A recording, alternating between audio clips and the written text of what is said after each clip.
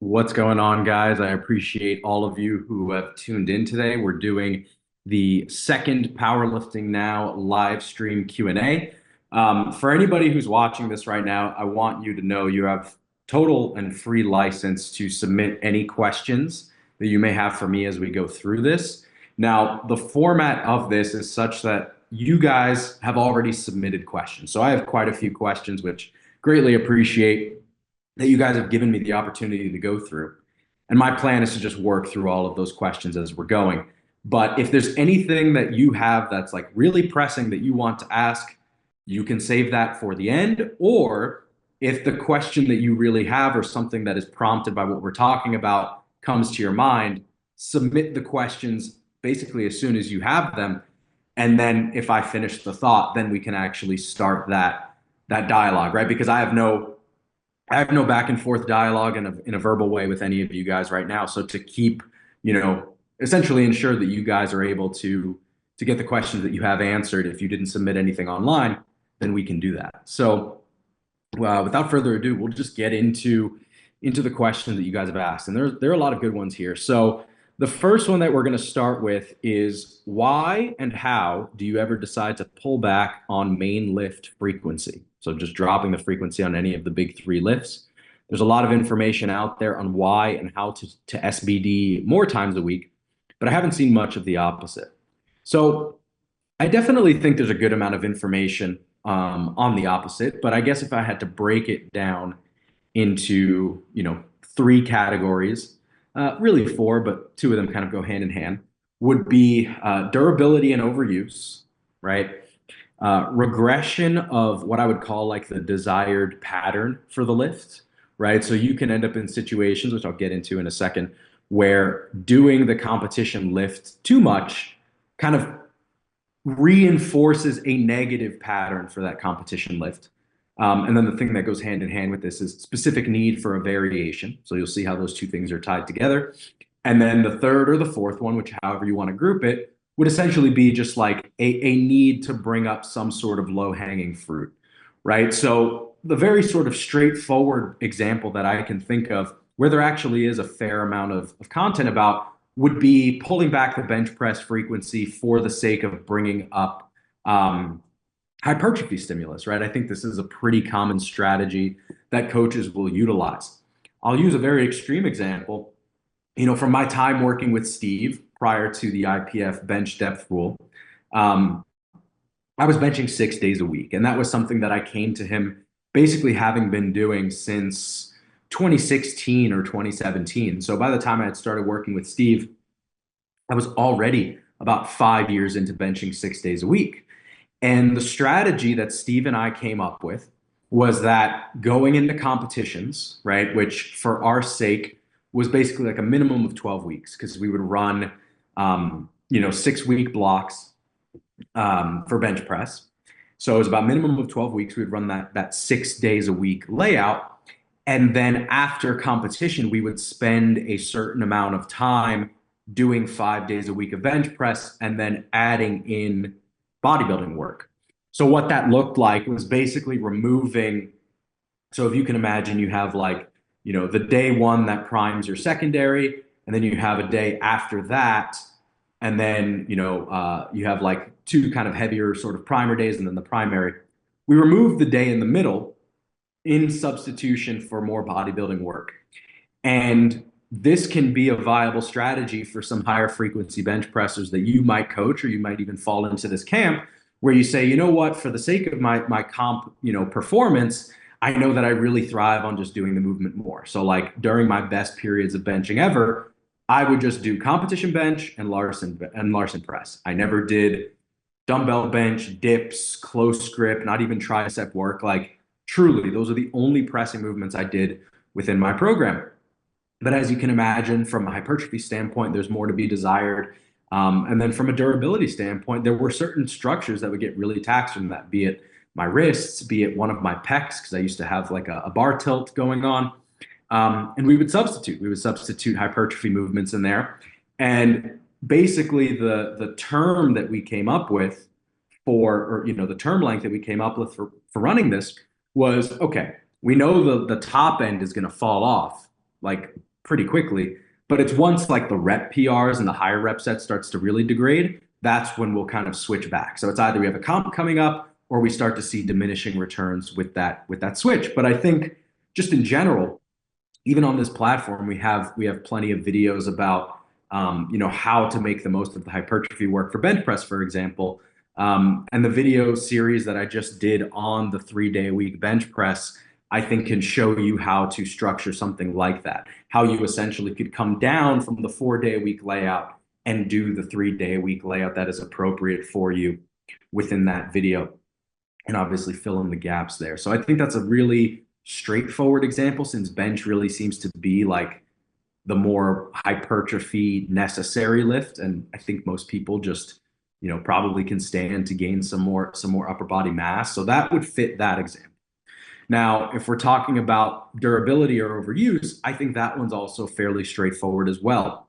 And I think typically what this will look like, and granted, I think this requires some prior history, right? I think you'd be kind of foolish to say, you know what, we've had decent success squatting twice a week. We're starting the biggest meet prep of your life. Let's go to 3 days and see what happens, right? I don't think you're going to end up, you know, I don't think that's a wise decision to make, right? Because that might not pan out at all. But if someone, you've either worked with and 3 days a week of squatting gives them a little bit more, but maybe they run into, hip pain, or, their lower back gets beat up and then starts to bleed in the deadlifts. But you essentially have history to suggest this is a valid strategy going into comp. You can utilize that, right? So it falls in line with the same principle I gave in the previous example of, that there's a more aggressive path that yields short-term benefit and truly is adding to the top end, but maybe is not a sustainable strategy for, year-long training, right? Like you might find that, okay, in order for squat and deadlift to coexist, I can't train my deadlift the way that I want to if I want to squat that much, right? Like if you had to do significant volume or high set counts on your deadlift in order for it to progress, and then you're also trying to squat 3 days a week, how long can something like that persist throughout a training year? Maybe it's something that okay, I can drop the intensity on, or sorry, I can drop the volume on deadlift and rely on intensity being written out for the meet prep so that I can squat at a higher frequency. So if you find that there are lifters where it's like, okay, we can basically run a macro cycle's worth, if that, of higher frequency, but then we run into the same type of injury or pains over and over again, we know that we have a sensitive window to work with. So I think that if you notice that often, it's worth then dropping down. But then the question becomes like, how? Like, what do you actually do, to achieve that end, right? So it doesn't have, the first thing I would say is it doesn't have to be like a complete removal or reduction of comp specificity. And what I mean by that is like you very well could have a partial removal where, let's say you have a lifter squatting twice a week and maybe you're finding that this even is too much. Maybe their back or their hips are getting beat up, but it works really well for a meet prep. You could, in theory, have your secondary squat day maybe switch to just the top set being low bar, and then the back downs being high bar or being safety squat bar or something along those lines. If you think that that's viable, right? Obviously, the feedback that you get from the lifter would have to suggest that's doable, right? You obviously don't want to force someone through a specificity that just is too much flat out, right? If someone were just incapable of coming in for that second day or that third day and even getting under the bar with that positioning. So, you have to consider that. Moving on to the next point, right? When I said regression of desired pattern, why I would pair that with a specific need for a variation. It's not common, but it's not uncommon that you see, for example, someone maybe squats low bar, and the more specificity they do, the stronger they get. But then eventually over time, they lose their ability to open up at the hips, or they lose their ability to stay upright in their squat. And the pattern, because you're just forcing someone into, you're repeatedly doing low bar, but someone might have some sort of compensatory strategy to get down there under heavy weight. The more you reinforce that, essentially the lifter gets more and more stuck and more movement options are restricted to them. And then down the road, right, we've all seen this, like lifters often will, over their careers widen out their squat stance to create more room. I think of somebody like I think a lot of people don't even think about this, but go back and look at Russell Orhey, look at Delaney Wallace, look at what their squat stances looked like a few years ago, and look at what they look like now. They're much wider. And I think the reason lifters widen out like that is because over time, obviously they're not hurt, but over time being exposed to the same patterns, doing the same movements, trying to lift to the bare minimum range of motion, it can reduce movement capability over time, and you start to lose the pattern to a degree. So if there's a lifter that you find, hey, we've been doing low bar all this time, and he's just looking hingier. Maybe it's starting to bleed into fatigue of certain secondary structures. You might say, you know what, like this might be a good time to try having this lifter drop a low bar day in lieu of high bar, right? For the sake of giving this lifter a squattier looking pattern to practice that is similar in bar position, similar in loading pattern, right? It's obviously going to be a bit harder of a lift depending on who you are, squatting high bar versus low bar, but it might essentially buy you some space and reteach that pattern so that when you go back to squatting low bar again, you're bought more range of motion so that you can then successfully squat, low bar to the degree that you have to, right? So along that same vein, if you're thinking of a desired variation, right, there are times where lifters kind of report, I just don't feel like my legs are powerful, right? And maybe because of their squat pattern, there's no real opportunity to even push, higher set or higher rep counts.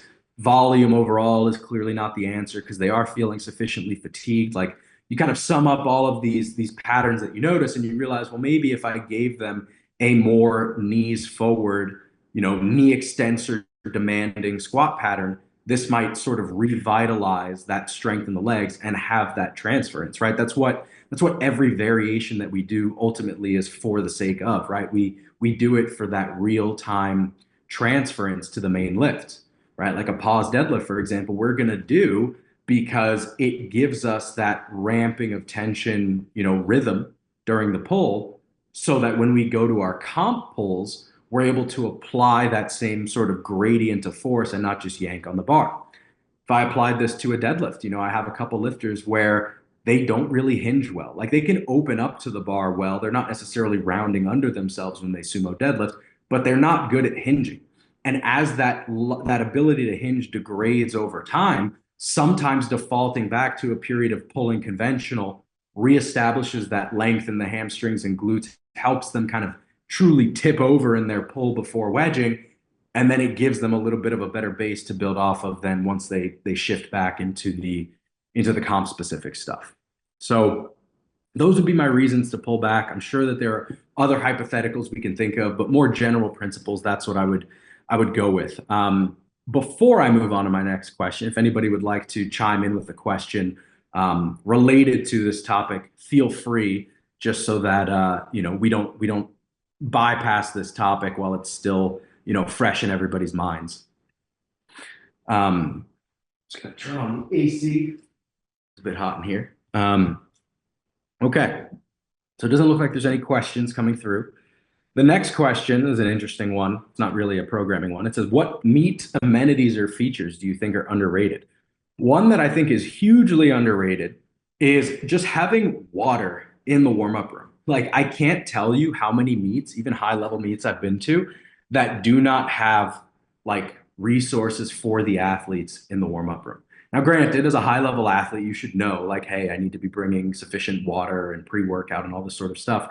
But in all honesty, I think it wouldn't be a bad idea to have, well, first of all, it's been done before, to just have, a number of water coolers, or dispensers in the warm-up room so that people can stay hydrated.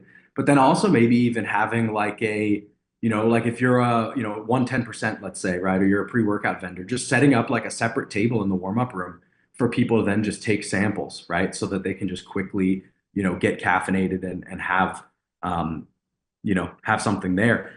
Another one that I think is really helpful is just having a very visible timer, like whether it's a countdown to the start of the flight, something, making the lifting cast very visible, because that's another one at meets where sometimes there's no massive projector.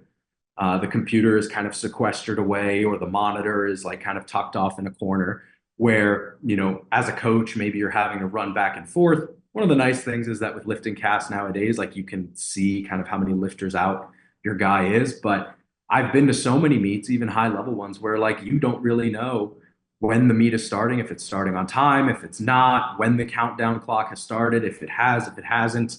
So that's really helpful, just keeping things transparent there.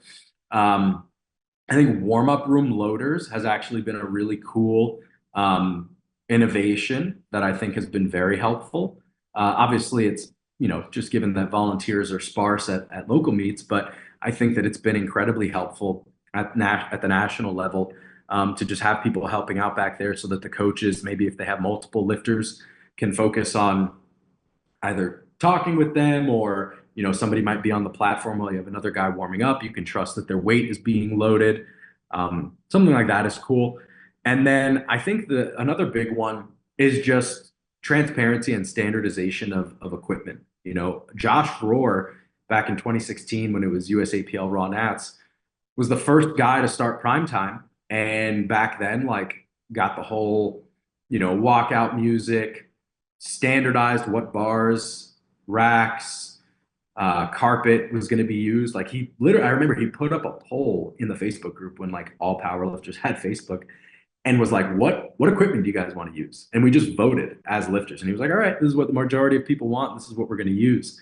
So just making that sort of, known, and maybe just, polling the lifters with stuff like that. But yeah, I mean, in terms of like actual on the day sort of features and amenities, I would probably say the two or three that I've really liked is just, having people back there in the warm-up room to help, just having sufficient water, and the clocks being visible.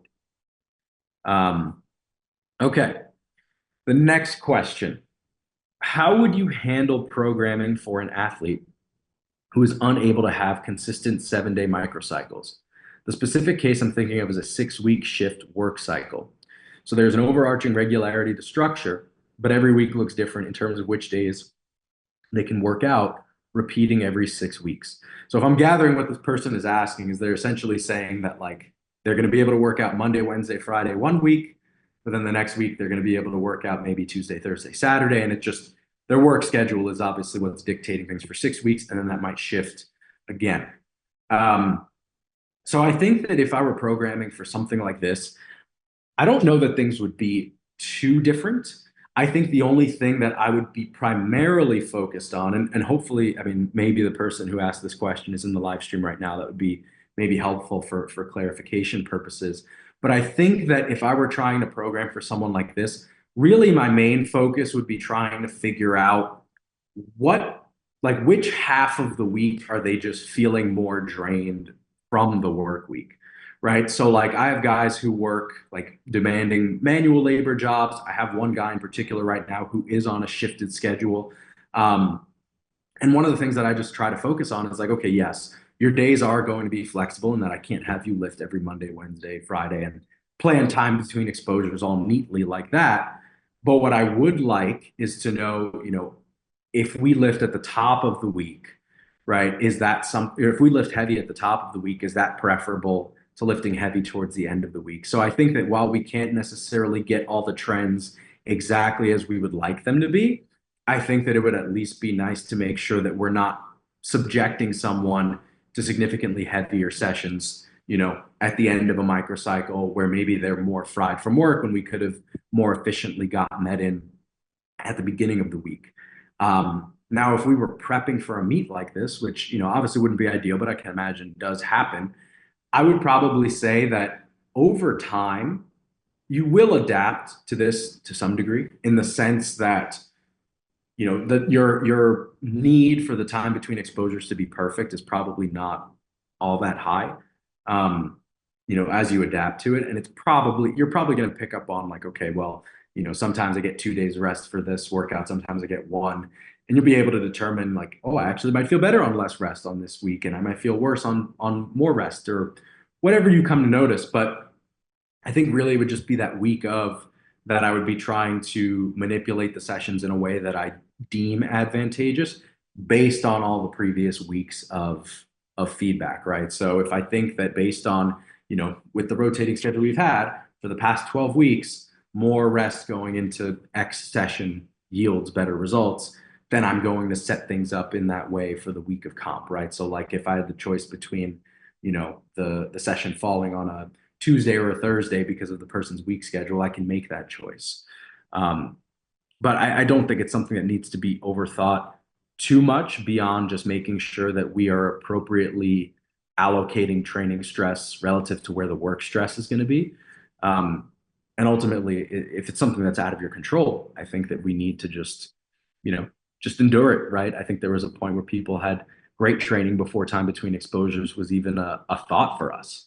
So, yeah. Okay. This is an interesting question. This is I have a lot of conditionals for this one. So, bar path for bench prompted by some flaring tucking discussion in the Discord. So, if you were in the Discord yesterday and the day before, you'll remember we were talking about, um, what essentially causes lifters to flare their elbows excessively as they press. And one of the things that I had talked about within that concept is you're going to go in the direction that you're like if you're coming from a certain direction, right? So if you're coming from a position of being overly tucked, you're going to try to overcorrect by going back the opposite direction. Like you cannot go further toward where you already are, right? If I'm like on the bottom floor, if I'm on the bottom floor of a hotel, I can't press the down button to go further. If I'm at the top floor, I can't go any higher, right? So we're going to go where we are not.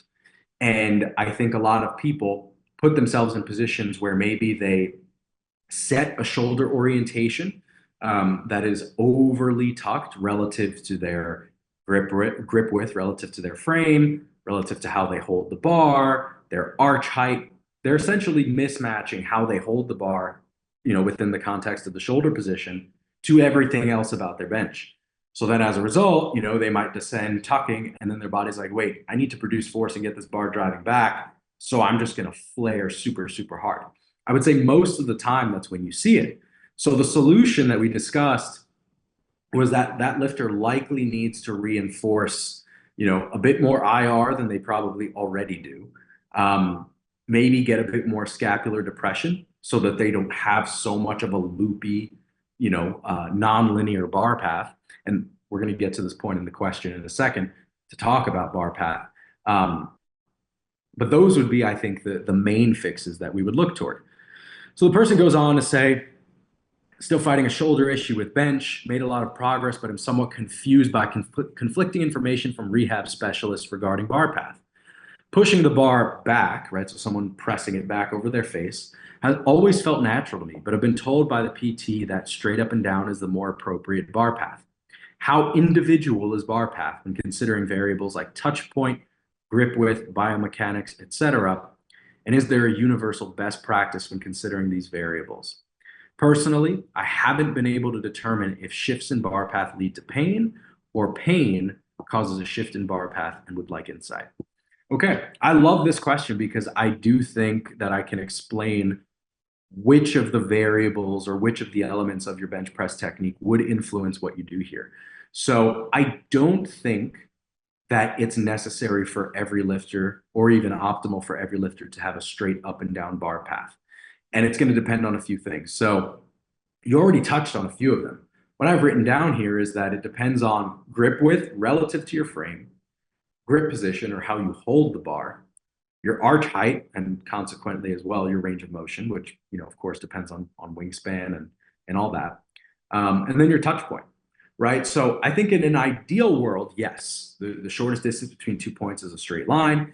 Pressing straight up and down should be the most efficient path. However, there are multiple elements of someone's bench press that are going to necessitate a nonlinear descent, which then necessitates a nonlinear ascent, right? So if an athlete has for example, a straighter wrist position, right? If I'm holding the bar with a somewhat straighter wrist, and I don't necessarily have a massive arch, so my range of motion's, reasonably long, and I have a lower touch point. In order for me to get the bar, right? So if I unrack with the straighter wrist position, I don't have a big arch, short range of motion. In order for me to get the bar at this point down to here, that descent path is going to have to be at a slant, right? And I can get more scapular depression, which is going to be ideal, of course, to make it more linear. But there's going to be a limit to how much of that scapular depression I can get if, one, my wrists are straighter, right? It's going to be easier to get scapular depression the more bent back my wrist is. Because if you think about it this way, now the bar is, a couple inches or centimeters behind where it would be if my wrists were straight. So I'm kind of bought a little bit extra space before it would feel like the bar is falling on me, right? And then also if my arch isn't that big, then that also limits how much depression I can get. So while trying to get the most you can is ideal, there's just going to be an absolute limit of how far or how close it can take you to being directly over that touch point. Right. So there's going to have to be an element of a slant to it. So there's probably going to be some element of tucking, and then, like we said, the bar is going to have to drift forward on that descent. Consequently, you're going to have to press the bar back. Right. And every lifter, even if you do have like a visibly sort of straight up and down press, every lifter is going to be driving more IR on the press and they're going to be protracting more on the press. So even if it's not like naked eye visible, that you have a backward kind of impulse, it's there. It's there for everybody, right? So it's only just going to look exacerbated for someone who has all of these key elements, right? Someone who is maybe a bit more shrugged up, straighter wrist position, longer range of motion, but a low touch point, right? So they're going to have more of that slant to it. Now, another case, right? So like listed all of those things for that specific example. If you are just a longer range of motion person with a narrower grip relative to frame. So picture like, someone who's 6 feet tall, muscular guy, positive ape index, and just feel stronger with a closer grip, right? Because, if they go too wide, they just feel like they don't have the leverage. Okay. And as a quick aside, this is something I've discussed before. Like if you don't have a big arch and you're a longer arm, taller person, the max grip is not that wide for your frame, right? If I'm a 52 kilo female, that grip is super wide. I can bias a ton of IR, I can arch hard. And the difference in range of motion between that versus being here, I might cut 60, 70% off of my range of motion. But if I'm 6 feet tall, have a 6'6" wingspan, don't have a big arch, if I'm going from here to here, I might shave 15% off my range of motion, but I might significantly reduce the leverage my pecs have. Right? So that closer grip just feels stronger and it's not even that much longer of a range of motion. But with that, I am going to now have a longer path to traverse. If I have that lower touch point, it's going to have to come down at a slant. And kind of like we said, if I now have a longer distance to travel, right? Just think about it mathematically. If I have a range of motion like this and I have to press back initially, well, from horizontal distance from chest to lockout, might be like this. But if I now have this distance to go, sure, the slope might be the same, but my starting and end point, it's a way greater horizontal distance, right? So you're essentially not always the case, right? Because of all the things I mentioned before, but like you could be pushing back at the same rate as someone whose path looks linear, but just because of how long your range of motion is, you are pressing back. Now, so if the person who asked the question, or you might be listening, you think like, okay, all of the things that Sean mentioned sound like me, right? Like this sounds like my bench press style, or elements of what Sean mentioned sound like my bench press style. So it might be viable for me to continue pressing like this. Great, that's fine. I think that it would not be worth it and would not feel stronger. Like I said, if you had this really straight wrist position and, maybe you have a moderate arch, but ultimately have to drop down a fair bit in order to get to the chest, I would bet money you'd feel weaker trying to press the bar straight up because you'd have to essentially be fighting against your body's desire to IR in order to keep pressing straight up. You would essentially say, no, yeah, I'm gonna try to press while staying more tucked, which is just not gonna work, right? Now, that doesn't mean that everyone who currently benches this way is best suited to bench that way. Right. So like, what are the advantages conferred by some of the changes that I mentioned, right? Like if I do bench with a wider grip and it enables me to arch and reduce my range of motion more, like potentially cranking my wrist back more, potentially driving a bit more IR will let me depress the scaps more, will let me shove my rib cage up more, will let me reduce my range of motion, which will then lead to a more linear bar path. Like that is a logical possibility. Um, but it's not something that everyone is going to feel better with. But the whole, I guess, essence of my point here is that if you bench with some of those key elements that I mentioned, then it's not going to feel better to have a linear bar path, nor do I think you should try that. Okay. I just said a lot there. So if you have any questions or any exceptions to what I said that you want to bring up, feel free to ask that question. Right now, there was the first question submitted in the live chat. I'm going to read right now. It says, if an athlete struggles to keep his head firmly pressed against the bench in a soft touch bench, do you think it's a problem? And if it is, how would you address it? Okay, so it is a problem insofar as your head doesn't stay on the pad, right? So it would be a problem if your head now comes off of the pad or gives, the judges an opportunity to say, okay, you lifted your head up, right? If you compete in the IPF, for example, or any, fed under its umbrella, that's obviously obviously not permitted. But if you're just finding that you're losing that tension, there are a couple reasons why I've seen this happen. So we could talk about what's happening at the level of the rib cage, right? So you get a lot of lifters who can't get that kind of anterior expansion of the rib cage, right? So they can't take air into the front of their chest and expand well. Maybe they lack the ability to extend, so they have more of a flat arch, and not even just a flat arch, but you see some people who maybe can arch really well at the lumbar, but that rib cage and that sternum is very flat relative to that, right? Like, so for me, I can arch a decent amount at the lumbar, but it's really my ability to expand that rib cage up that gives me the arch that I have. And since I have that sort of tilt of the rib cage this way, it really helps to keep my weight on the back of my neck. So people who don't have that, either the ability to tilt the rib cage up or the ability to expand the rib cage, will usually have difficulty keeping that firm pressure on the back of the neck. So if you can find a good like movement PT person who potentially can help you with that, not that we're pathologizing this like it's a problem. It's normal to not be able to arch as hard as you can on a bench press, but like there are certain movements that I won't get into on here that can potentially help with that. But if we want to talk more about within the context of technique here, usually what it's going to depend most on is your leg drive and what you're actually doing at the level of the neck and the head. So the main problem, or the main culprit actually that I see for this problem, is that people become passive with their leg drive, right? They might do one of two things. They might be applying too much vertical force as they're setting up, right? So they might be pushing forward into the ground, but they're trying really hard to like get their butt in the air and get their ribs super high.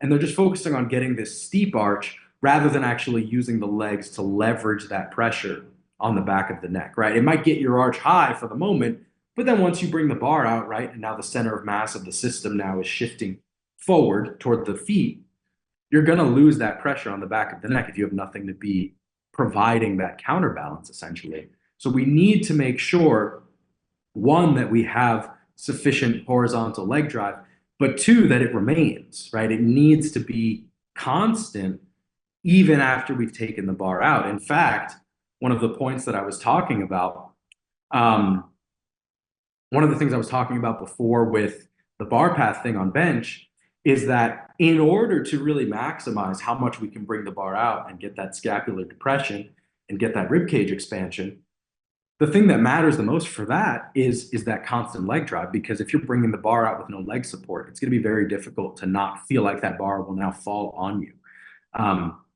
So that's a big piece. Another one, which I think there's a Perform Motion post on it. I don't remember which coach posted it because there are quite a few of them. And I don't remember when it was posted. It was maybe in the past 4 to 6 months, I would say. So Maybe someone knows what I'm talking about. Maybe you have to just go dig through the post yourself. But the post was essentially about like why not everybody needs to like have a long neck on bench press, right? Like doesn't need to be tucking the chin down. And for some people, it might actually benefit you to keep the chin up.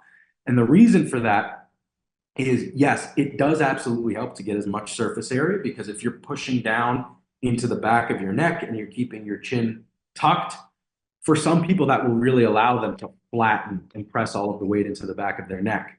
But if you're someone who struggles with keeping that sternum up just by, your physiology, I guess that's probably not the right word, but your shape essentially, um, by flattening that, it's going to make it harder to keep that pressure back there because you're already kind of flat here.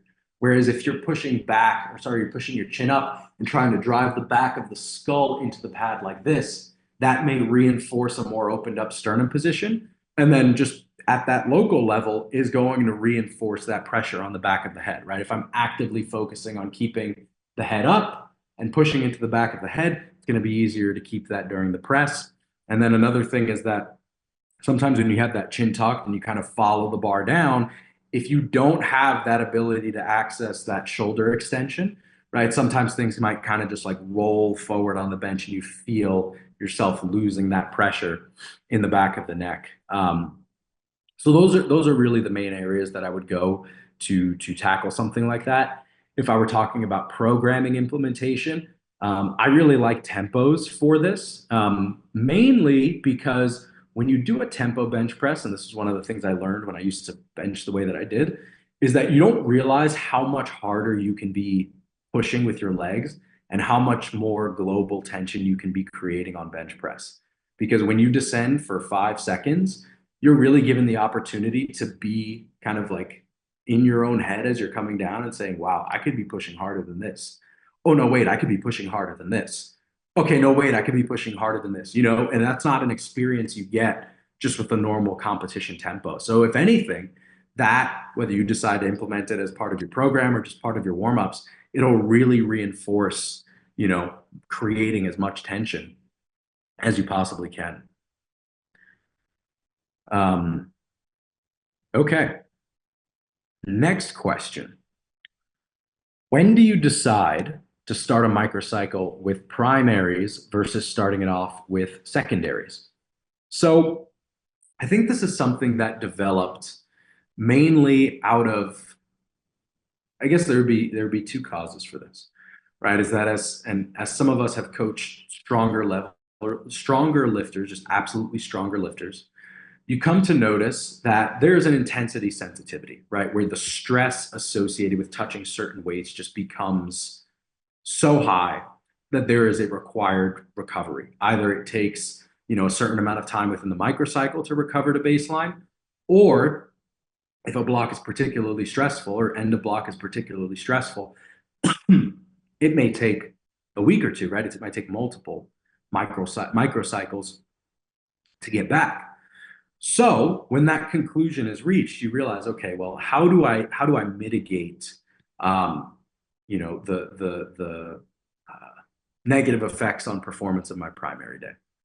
Because the other thing that goes along with this is that in order to maximize progress, there are certain elements of programming that we have figured out, right? So like if you're a lifter who, let's say you squat twice a week, say you're an 800-pound squatter and you squat twice a week, and your secondary day is, just a really light day, right? Like it's a practice day, maybe it's percentage capped, there's a very modest increase week to week, it's just there, and that supports the primary.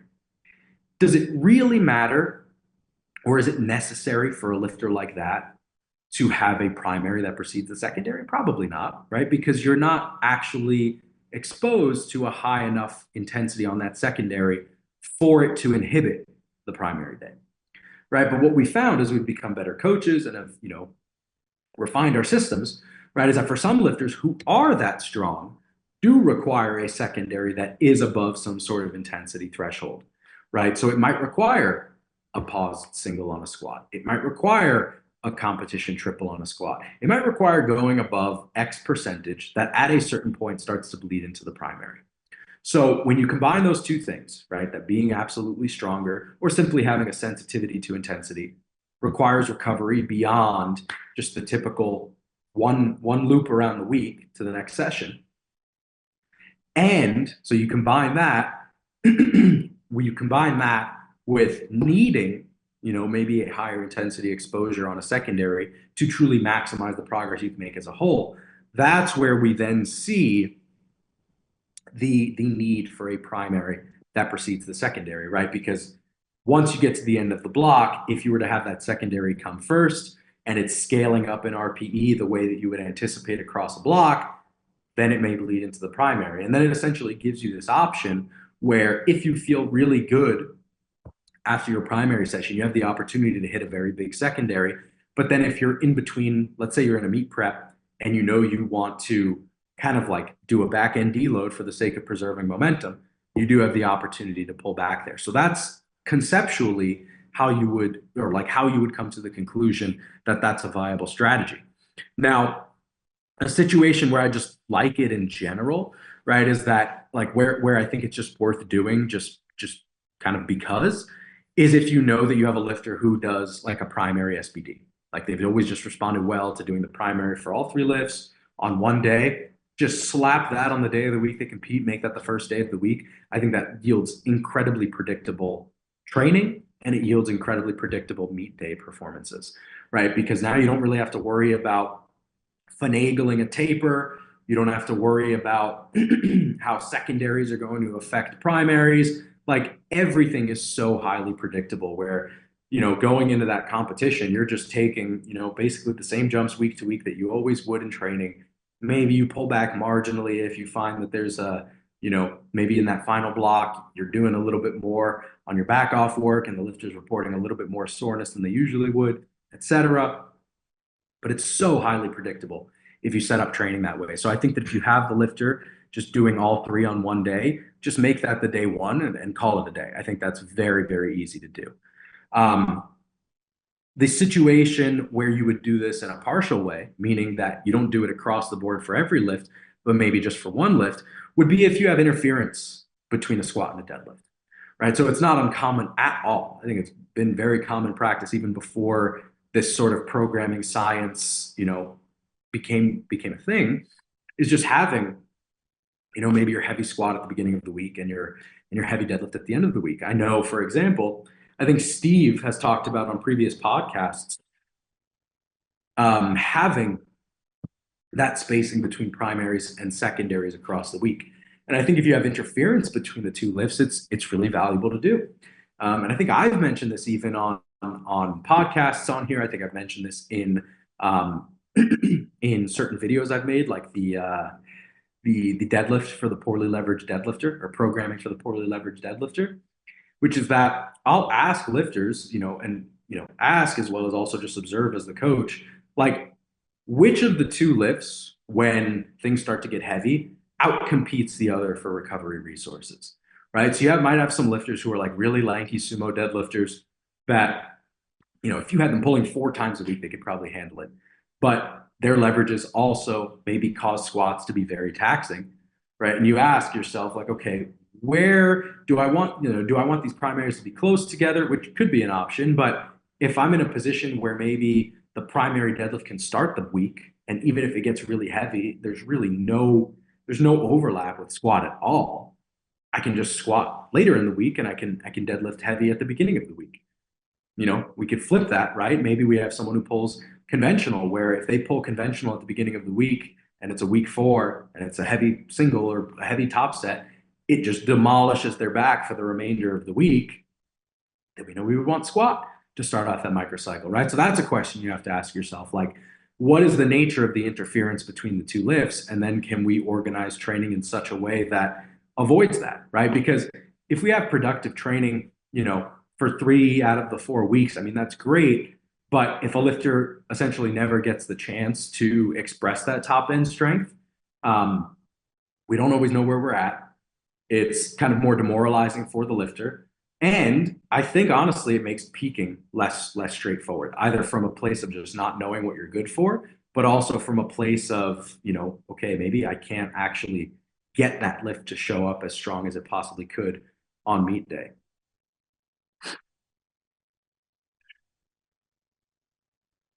And again, any questions, feel free to submit them. Um, and about the topics we've discussed so far before I keep moving on, because all of these questions so far have been great, but some of them are very different than others. So if there's anything related to the topic, feel free to ask.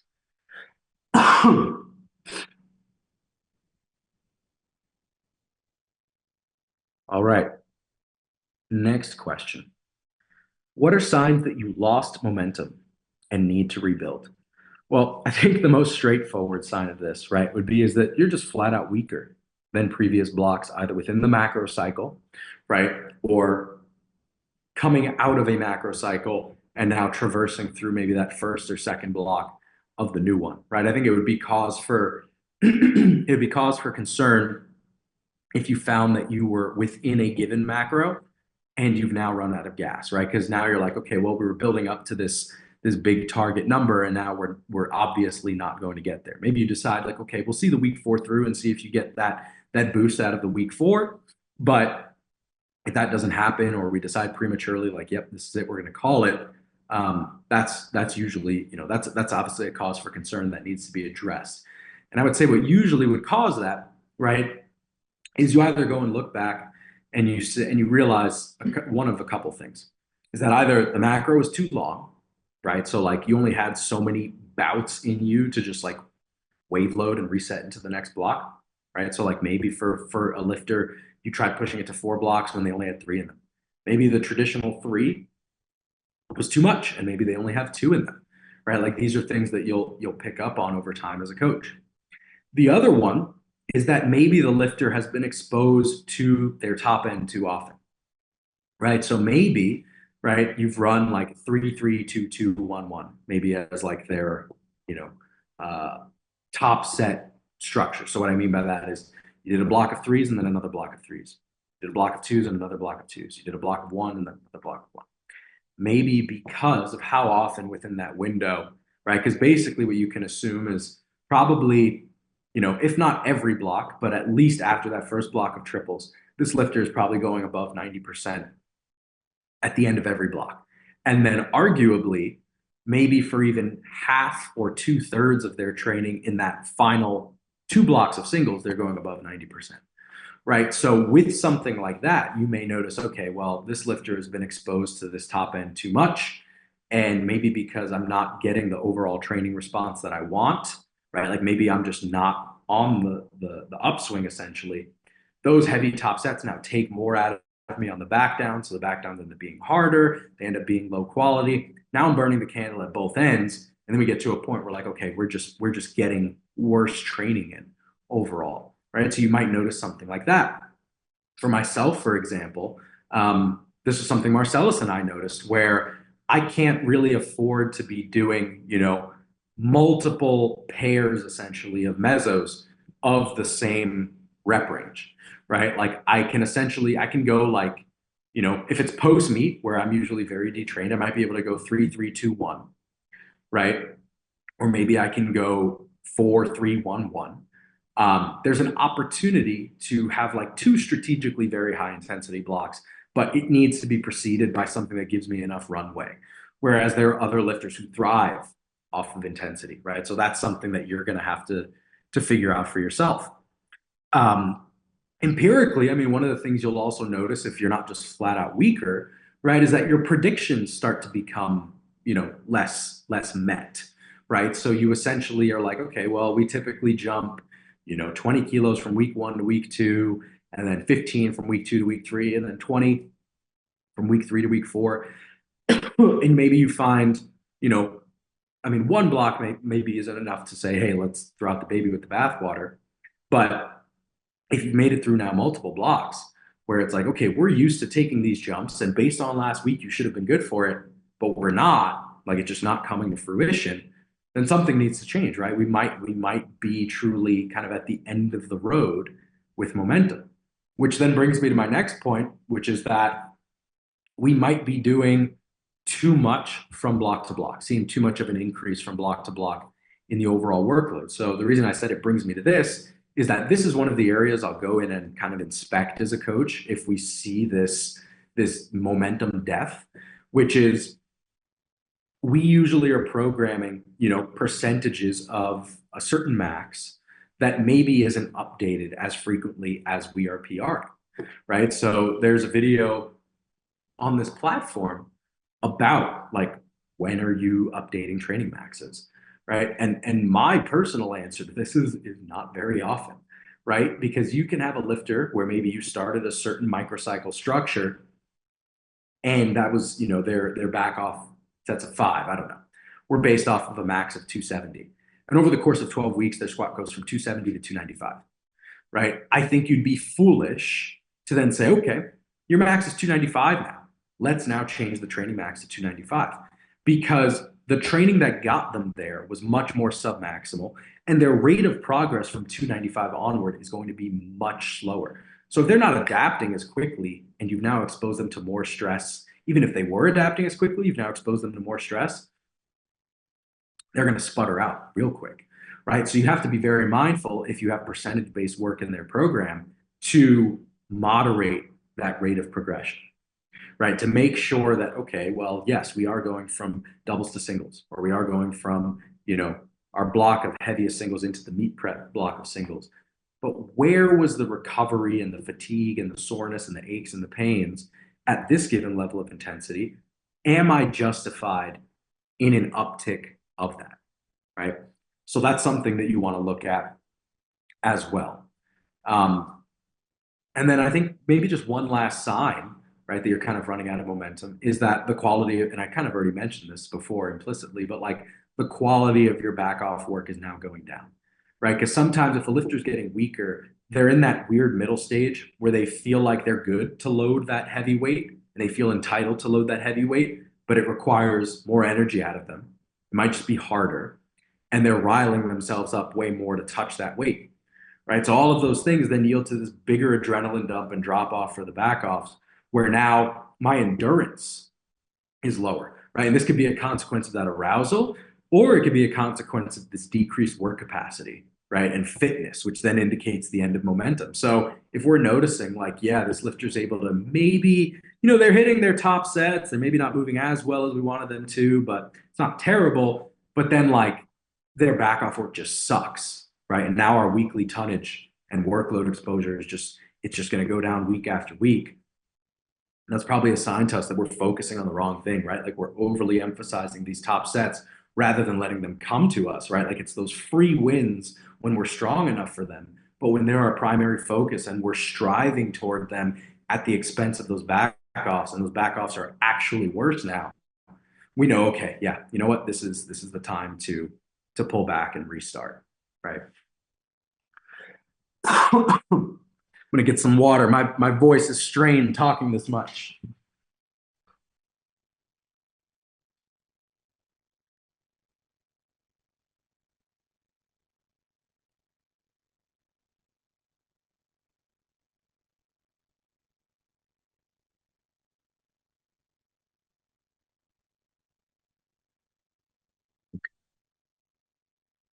Oy. And like I said, oh, here we go. You got a question in the live chat. If an athlete's 1RM is equal between sumo and conventional, but his sumo outperforms conventional on all other rep ranges and also on the weekly workload tolerable, which would you prioritize? So I think the answer to this question, and again, I would need more time to think about this, but I think my answer to this question is more dependent on the squat than it is the deadlift. Because if they're given equal periods of training, right? So you're saying if I train conventional, I train sumo, they both end up in the same spot. But I can do more sumo. The implication almost of including that piece of information is somehow that's advantageous. I don't think that's the case, right? I don't think it's necessarily good or it's necessarily desirable that because I can do more and because my rep PRs are higher on this, that it's worth doing that instead of conventional. if I can only pull 500 for a triple conventional, but can pull six, and I can pull 550 for three sumo, but pull six, why does it matter? My rep ranges are not what are being tested on meet day, right? So that is ultimately just not, it's not important, right? Because I think that if you found that because you can train sumo more, you make better progress, and that's a different story, right? So if it's a matter of, my rate of progress is unsustainable conventional, right? Because maybe my back gets more beat up, or like truly you're not getting stronger conventional at the same rate as you do sumo, um, then that's a different story, right? But that doesn't seem like what's being asked here. So the reason I mentioned that I think it kind of depends more on the squat is that which of the combinations has more interference, right? Because if you end up with the same deadlift, then your goal is, okay, this is the best deadlift I can achieve. What's the best squat that I can achieve, right? And if I can pull sumo, but that then, beats up my hips or my SI joint in such a way that my squat is now hampered, then it's not worth it. Similarly, if I pull conventional and my lumbar, like middle of my spine, when training gets really intense, like my erectors and like middle of my low back sacrum area, like I'm just it's beat up, like it's affecting squat, right? Then that's a negative, right? So I think you need to ask yourself not as much because if you're coming to this conclusion, right, that truly they are the same, conventional is just it's a more mindless movement than sumo, right? It requires less mental energy, less technical finesse. Um, and if you're training it at lower volumes and you don't need to push to as high of intensities to predict a higher 1RM, then in theory, that should be less taxing. And it's valuable, assuming it yields the same level of progress. So it's really just a matter of, okay, if I choose to pull sumo, does sumo also lend itself to better recovery for squat? Does sumo also lend itself then within the grand scheme of that picture, right? So I can do more squatting. Can I then, have more sustainable deadlifting as well? I think that's really the question, is just if I do a certain, like if I pull with a certain stance, is it enabling a higher total, right?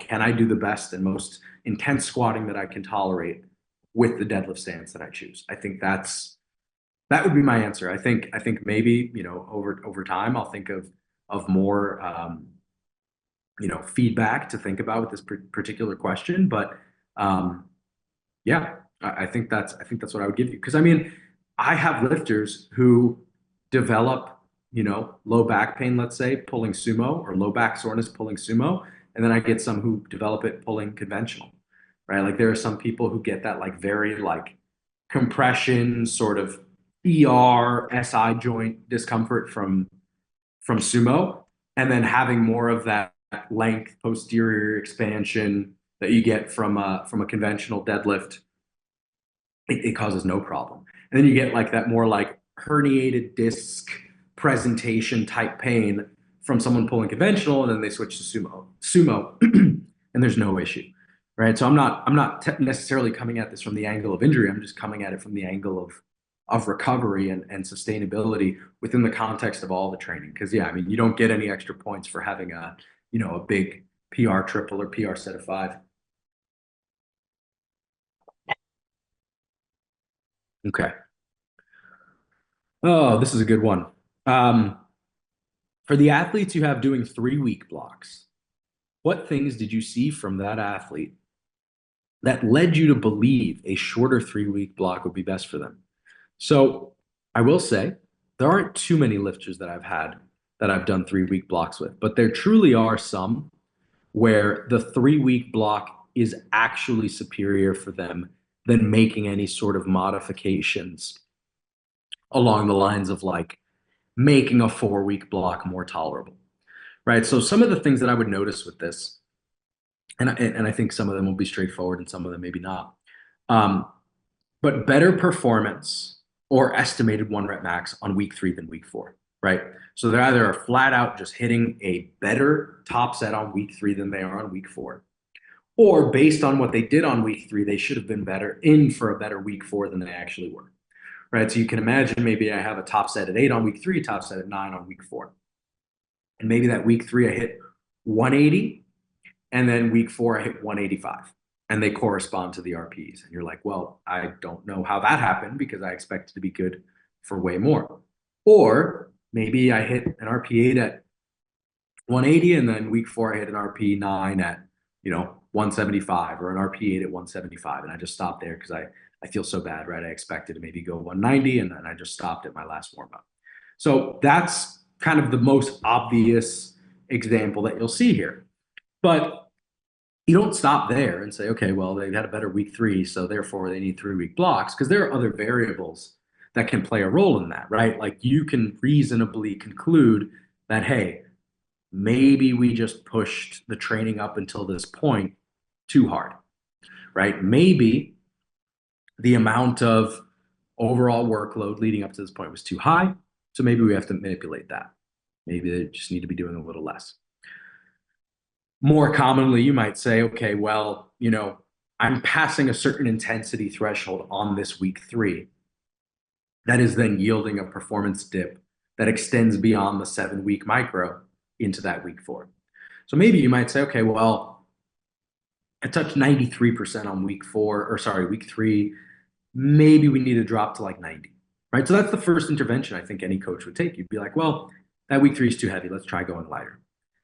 If you try that and it doesn't work, then something's up, right? Because then what you're noticing is that, okay, I'm leaving myself the room that I assume I previously just didn't have in order to get a higher performance, and it just didn't show up, right? So that starts to raise some questions. So then you might say, maybe we need to start the block lighter, right? Maybe you decide, okay, week 1, we go, significantly lighter and have this more, maybe more aggressive buildup at the end of the block, and that still doesn't work, right? So there's something about that week 3 that maybe is has this lifter feeling good. The thing that I noticed that I think is maybe less straightforward, but actually very telling, is that these lifters also will have week 1s that feel better than expected, right? Because you might have week 1, week 2, week 3, and then you have that dud of a week 4. And you're like, okay, we'll reset the block. And oftentimes for the lifters that I've had convert to the 3-week blocks, that first week actually feels pretty solid. Like they actually feel recovered enough to perform at a fairly high level. Whereas what you'll often see with these higher level guys, with these 4-week block guys who really get, a high level lift out of that week 4, is that week 1 feels crusty, right? That week 1 feels weak. It feels crusty. Maybe they're kind of achy and in pain. But if that week 3 truly is what you need, and that's truly where your peak performance comes, then that week 4 almost like it's a heavier, it's a much heavier week, but it's like it almost rinses out that week 1 crustiness. And then that true week 1, that week 1 that's truly now like a week 2 actually feels pretty good. So that's one of the things that I've noticed, right? And then I think that within that, then you can decide, okay, well, what kind of gradient do I now need for that week 3 to perform well, right? Because now up until this point, you've assumed that a week 4 was going to be, what you, where you would peak on. But now if you're trying to actually like get a high level performance out of that week 3, even though you were good for something high level previously, that week 2, as it's written, may be a little bit too light.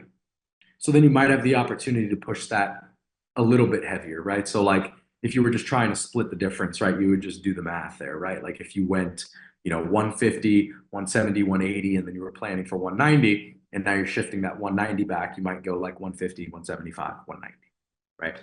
Very, very easy switch. But yeah, those are the things that I've noticed. Typically, like I said, I'll try to really eliminate that confounding variable of intensity, right? To see if that yields a bump up in the week 4. And for the lifters who need the 3-week block, it doesn't do that. And then similarly, that like less straightforward piece, right? Drawing a blank here. The week 1 feeling better is a big one as well. That's a huge indicator to me. And I actually noticed that with one of my lifters I'm working with now, where his bench peaks on a 3 week structure. We've noticed this block after block, where every week 3, we're like, oh, you're in for a PR. And then week 4, we're like, yep, we saved it for week 4. And then it's like, it's okay. And then every week 1, we come back and he's like, I feel amazing. So yeah, I mean, it's a pretty standard, not pretty standard, but that if that's the case, that's the expected, response that I would see. Before moving on, we only have a couple more questions to get through. Before moving on, if anybody in the chat has any other questions, feel free to submit them.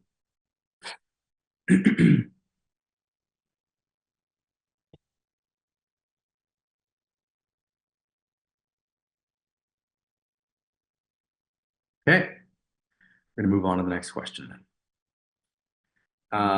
This is a good one. I feel like I've said that a lot, but truly, like I've thought about this one.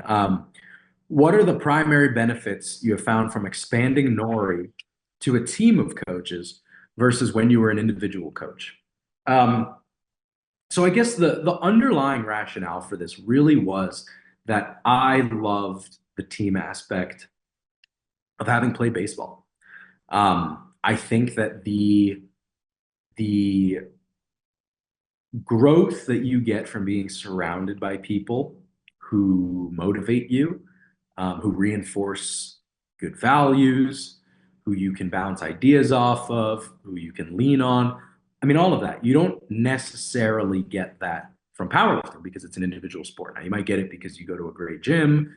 You might get it because maybe have friends that live in the area that you train with or whatever. But that's not an essential element of the sport, and that was something that I was really missing. That's something that I craved. And in my time having worked with Joey Flex, I had a great experience working with Joey, and I think one of the great parts of that was, when I would travel to meets, being able to talk to people who worked with Will, talk to people who worked with, I'm trying to think who coached under him back then. It might have just been Will at that time, but regardless, being able to meet up with teammates, right, was something that I really enjoyed. And being able to, compete against teammates was a very motivating element of my training career that I think enhanced things beyond just, lifting by yourself. Another thing for me was that I really liked teaching, and I'd always been in like a leadership role, within the context of academics or within the context of sports. And I think that being able to teach other coaches was a huge priority of mine, which is obviously why we started this platform. But also, for myself, it exposed a lot of weaknesses in temperament and leadership skills, like how I can improve in that regard. And then it demands that you know what you're talking about conceptually, right? Because if you have to teach other people, that obviously demands that you're doing the right thing, that you're actually teaching the right things. And I think being able to expand that teaching reach and have people that I work with who I truly do believe are the best coaches in the space, I think is just an incredible experience. It's very rewarding personally, but then also being able to see people with whom I've developed great personal relationships thrive as coaches, thrive financially. I mean, that's incredibly valuable to me, right? To be able to help people in that way, right? To be able to support people that I care about, through the means of powerlifting coaching. Also just being able to learn, right? Like, I'm incredibly fortunate with powerlifting now that I can always talk shop about programming with Steve or Marcellus or Matt. But before this existed, I was fortunate enough and still am fortunate enough to have those conversations with Aiden, Jaron, Michael, Nathan, right? So being able to do that, like that's a huge part in developing your coaching abilities, because I think if you're an island, things can become an echo chamber. You might just have situations where you're stuck and you don't necessarily have anybody to give a third party lens to, or to, for someone to have a third party lens, or, help you kind of troubleshoot certain problems. And like when we did our seminars in Texas and we did our seminars in Hawaii, I mean, there are elements of programming strategy that Jaron and Aiden during those talks that they discussed that I still utilize today, right? Like that is incredibly valuable to me. It's incredibly valuable to be a part of, a further propagation of knowledge, right? Because I can't transmit knowledge all by myself. That's why I never could have started a platform like this by myself, right? You need more people to expand that reach. And the same goes for the coaching team.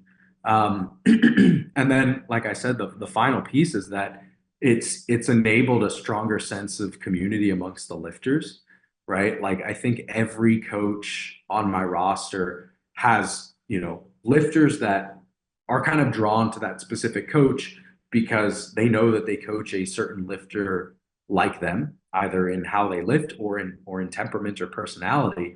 And I think that it gives people the opportunity to meet other people. Oh yeah, you're coached by Aiden, or you're coached by Jaron, or you're coached by Sean. Like there's a common ground that enables them to, kind of pick up a friendship essentially whenever they, go to the gym, or, if they go to the gym with someone who also trains under that same coach, or if they, go to nationals.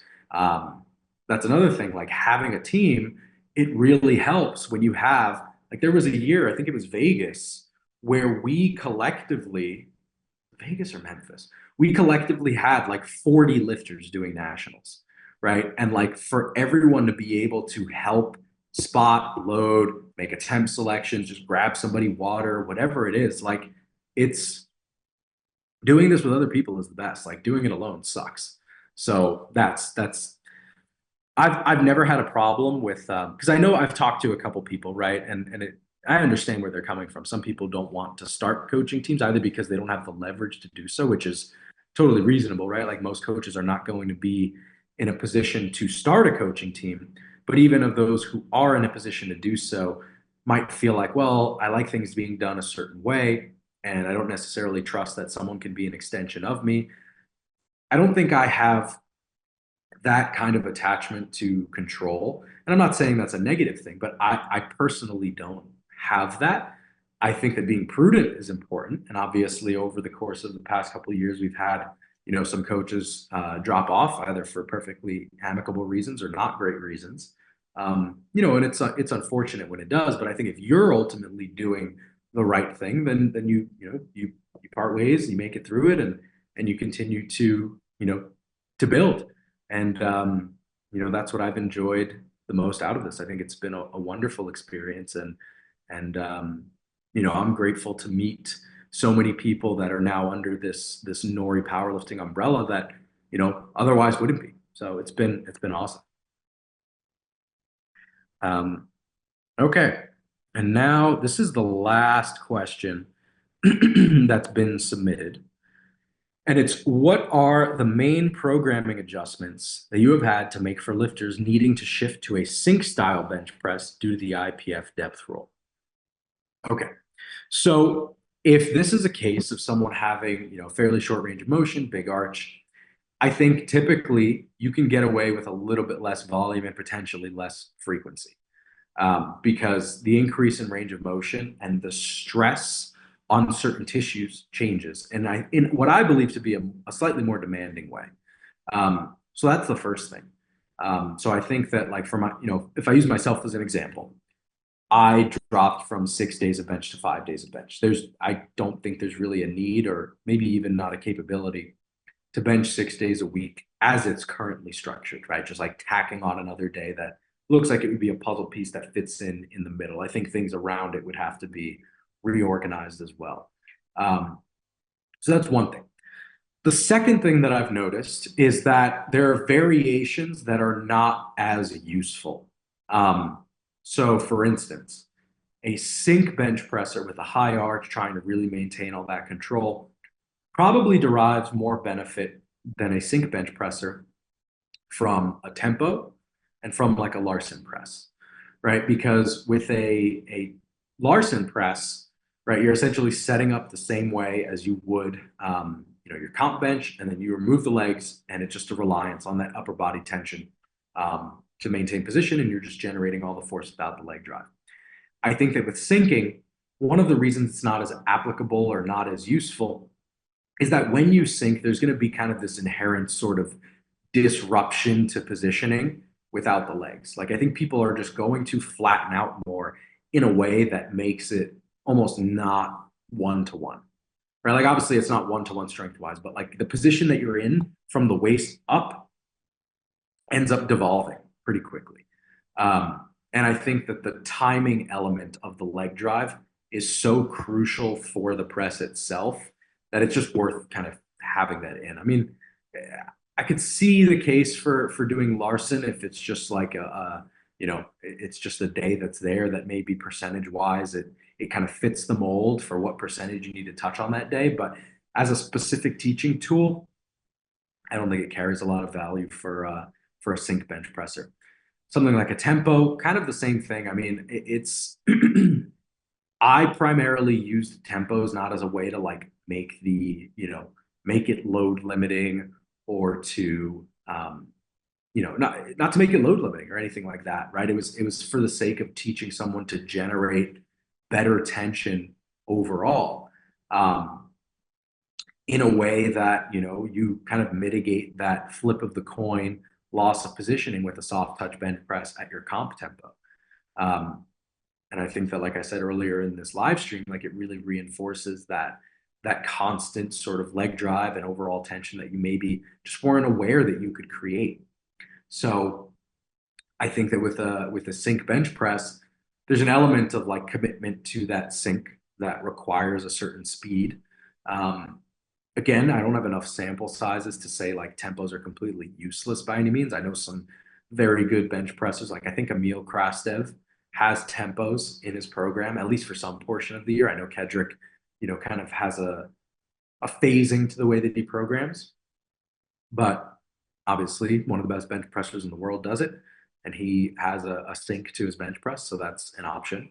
But I think where I've seen more carryover to the comp lift is with something like a long pause.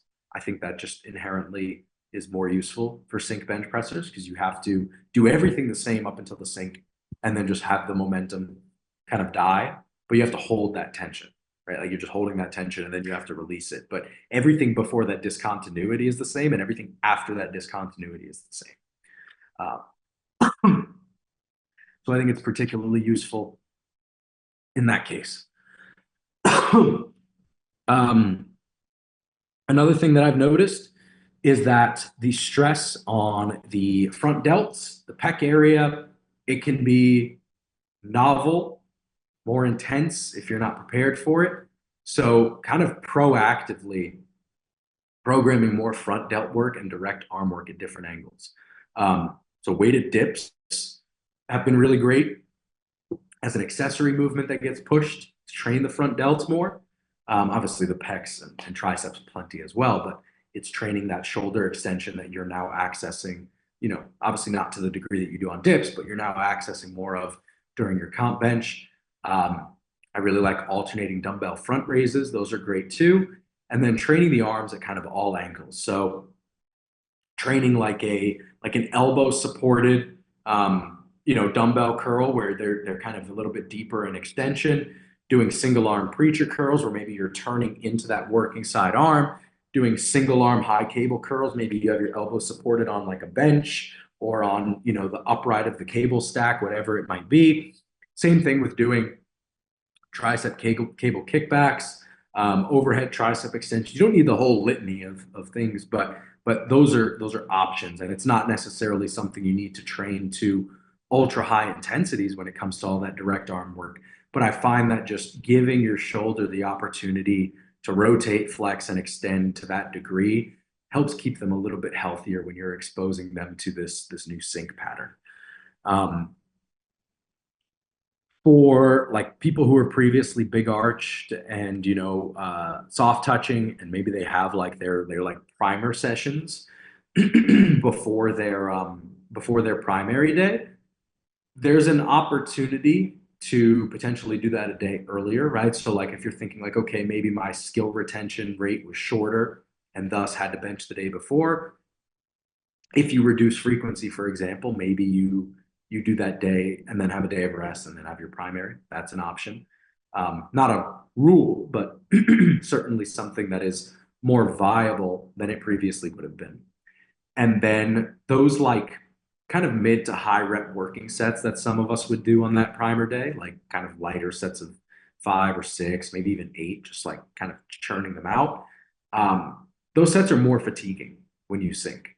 Um, so I've just, personally kind of eliminated them entirely, right? So, where I previously would have done as a primer, like these light sets of 7, even if it is fairly light, that range of motion and what gets taxed is just different.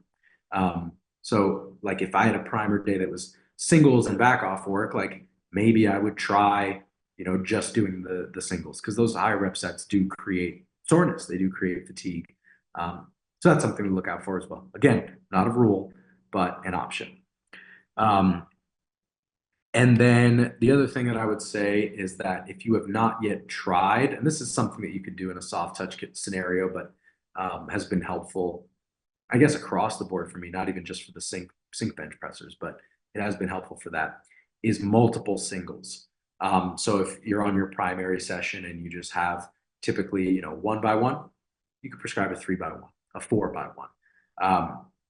Because bench just inherently kind of less taxing. We talked about this on this month's coming Powerlifting Now podcast, so you guys will hear all about this topic. Matt Cronin introduced that topic for us. Really productive conversation. But given that you're just newer to this technique, it could very well be the case that like you botch that first single, and if you're mentally like, wow, I just suck, I can't get this whole sinking thing together, you might hit that third one and it might be the best moving rep you've ever done at that weight. Right. So I think that given the opportunity to, hit a rep, kind of take inventory and ask yourself what you did wrong, and then refine it on the next attempt, I think that's a huge skill to have. I've had that happen to me in meets before where I take a second attempt and it moves terribly. And I'll go to my handler and be like, that was bad, but I know exactly what I did wrong and I can fix it for the next one. And then I get the third attempt, right? So like that is an incredibly valuable skill to know how to correct your problems. And, if you think about a squat or a deadlift, like how often can someone really retake a squat single or a deadlift single at 8? Like it's probably not going to happen, right? And I think you have that unique advantage on bench press to do so. So it gives you the opportunity to really practice the most specific rep range and intensity range that you can, and get better at it. So yeah, I mean that's what I've noticed so far. Again, I haven't had too many lifters who have had to switch. It's a handful, really. I think it's probably less than 6 lifters, maybe 4. I'd have to check, but it's not that many. So I'm sure there'll be more things I learn as this becomes the newer, style of bench pressing for people who previously would cut their range of motion. So yeah. But I think that's it. That's really it for the questions that we got. Again, really appreciate everybody who tuned in today. This has been super, super fun. I mean, I love doing Q&As, so I think we have a little bit more time if I'm not wrong. So if you guys have any other questions, feel free to submit them to the live stream. And if not, I think we'll wrap it up here.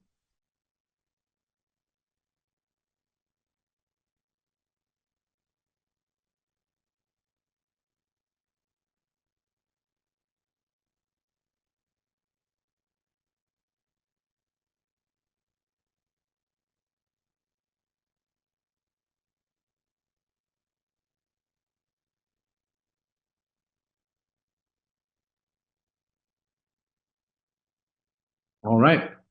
Well, it doesn't seem like there are any other questions. This was a great time. Really appreciate all of you guys tuning in, and I appreciate anyone who decides to watch this once it's posted. But yeah, this was the second Q&A live stream. Really appreciate all you guys joining, and